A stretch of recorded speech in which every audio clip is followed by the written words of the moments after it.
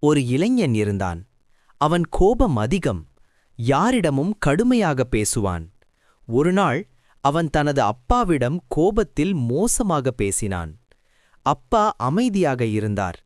பிறகு அவனை வெளியே அழைத்து சென்றார். ஒரு மரத்தைக் காட்டி ஒரு சுத்தி மற்றும் ஆணிகள் கொடுத்தார். அவர் சொன்னார், நீ யாரிடமும் கோபத்தில் பேசும் ஒவ்வொரு முறையும் இந்த மரத்தில் ஒரு ஆணி அடிக்க வேண்டும். அவன் ஒவ்வொரு நாளும் ஆணிகளை அடித்தான். சில நாட்களில் மரம் முழுக்க ஆணிகள் நிறைந்தது. பிறகு அப்பா சொன்னார், இப்போ நீ நல்லபடியாக பேசும் ஒவ்வொரு நாளும் ஒரு ஆணியை எடுத்துவிடு. காலம் சென்றது. அவன் மெதுவாக மாறினான்.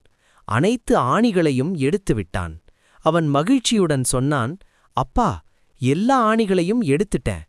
அப்பா மரத்தை காட்டி சொன்னார், ஆணிகள் இல்லாம இருக்கலாம், ஆனா இந்த காயங்களை பாரு.